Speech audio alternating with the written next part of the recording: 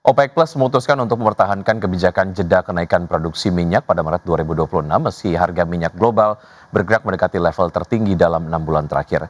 Harga minyak Brent ditutup mendekati $70 per barrel pada hari Jumat 31 Januari, hanya sedikit di bawah puncak 6 bulan di level $71,89 yang tercapai sehari sebelumnya. Kenaikan harga dipicu meningkatnya ketegangan geopolitik, khususnya kekhawatiran Amerika Serikat akan melancarkan serangan militer terhadap Iran. Adapun pasar masih dibayangi spekulasi potensi kelebihan pasokan minyak global pada tahun 2026 yang berisiko menekan harga. Faktor inilah yang mendorong OPEC untuk memilih menahan tambahan produksi. 8 negara OPEC Plus sebelumnya telah menaikkan kuota produksi sekitar 2,9 juta barrel per hari sepanjang April hingga Desember 2025, setara sekitar 3% dari permintaan minyak dunia. Namun rencana kenaikan lanjutan untuk Januari hingga Maret 2026 dibekukan seiring melemahnya konsumsi musiman.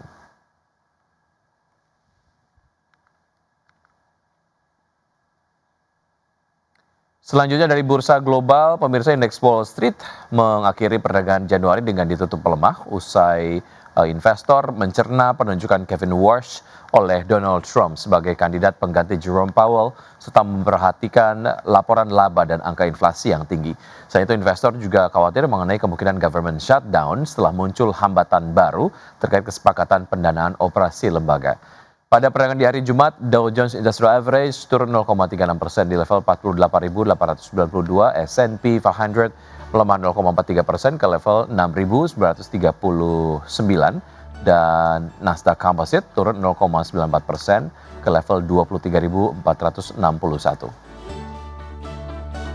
Sementara itu, indeks harga saham utama Eropa ditutup menguat pada perdagangan di hari Jumat mencatatkan rangkaian kenaikan bulanan terpanjang sejak 2021.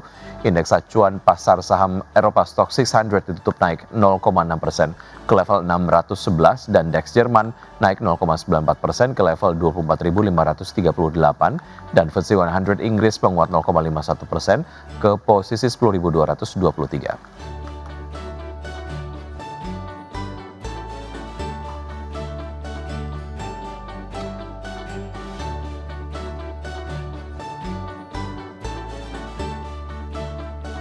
PT RMK Energi Tbk mengumumkan rencana buyback saham dengan nilai maksimum Rp200 miliar yang akan dilaksanakan pada 2 Februari hingga 1 Mei 2026. Ya, perseroan menegaskan pelaksanaan buyback tidak akan berdampak material terhadap kegiatan operasional maupun kelangsungan usaha. PT RMK Energi Tbk mengumumkan rencana pelaksanaan pembelian kembali saham atau buyback saham dengan nilai maksimum sebesar Rp200 miliar. Manajemen menyatakan rencana buyback ini didasari oleh fundamental yang solid dan peluang pertumbuhan yang signifikan sejak beroperasinya Hauling Road secara optimal sejak semester kedua tahun lalu. Perseroan merencanakan pelaksanaan buyback saham selama periode 2 Februari 2026 hingga 1 Mei 2026. Pembelian kembali saham akan dilakukan melalui perdagangan di Bursa Efek Indonesia, baik secara bertahap maupun sekaligus, dengan memperhatikan kondisi pasar serta ketentuan peraturan perundang-undangan yang berlaku. Adapun buyback saham akan dibiayai menggunakan kas internal perseroan. Manajemen memastikan penggunaan kas internal tersebut tidak menimbulkan tambahan liabilitas maupun beban pembiayaan bagi perseroan. Perseroan juga menegaskan pelaksanaan buyback tidak akan berdampak material terhadap kegiatan operasional maupun kelangsungan usaha, mengingat posisi arus kas perseroan dinilai masih mencukupi untuk mendukung kebutuhan operasional dan kewajiban keuangan perseroan. Berbagai sumber IDX Channel. Konglomerat Prayogo Pangestu kembali menambah kepemilikan saham di emiten batubara Petrindo Jaya Kreasi atau Cuan. Ya, langkah ini dilakukan di tengah tekanan harga saham yang masih melemah sepanjang tahun berjalan. Prayogo Pangestu tercatat membeli 7,3 juta saham Cuan pada perdagangan Jumat 30 Januari 2026. Harga transaksi berada di kisaran Rp1.735 hingga Rp1.795 per saham. Manajemen menyebut transaksi ini bertujuan untuk investasi pribadi dengan status kepemilikan saham langsung.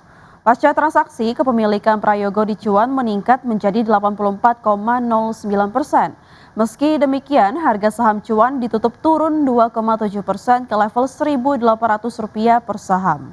Di hari yang sama, indeks harga saham gabungan justru menguat 1,18%, didorong penguatan sektor transportasi, keuangan, dan barang konsumen non-siklikal.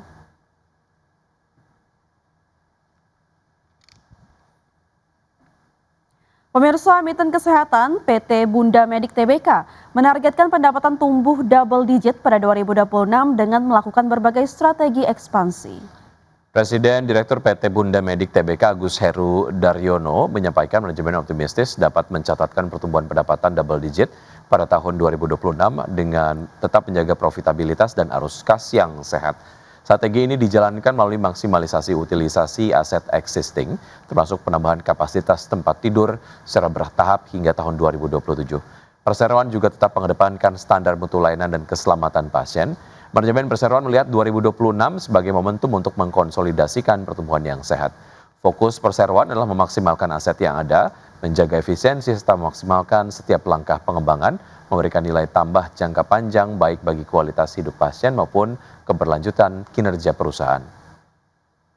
Pemerintah menyatakan berencana mempercepat proses demutualisasi Bursa Efek Indonesia demi mendorong transparansi penyelenggaraan bursa yang lebih baik. Langkah tegas ini diambil menyusul anjloknya IHSG dalam 2 hari pekan kemarin dan akibat sentimen negatif dari penilaian Morgan Stanley Capital International atau MSCI.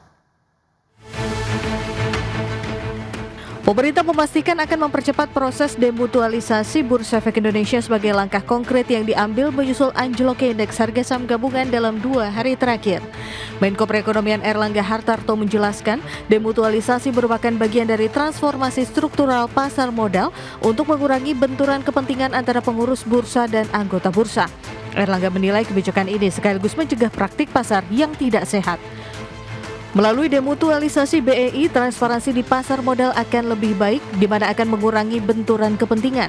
Erlangga yakin demutualisasi Bursa Efek Indonesia dapat mulai dilakukan pada tahun ini dan telah memiliki dasar hukum dalam Undang-Undang Pengembangan dan Penguatan Sektor Keuangan.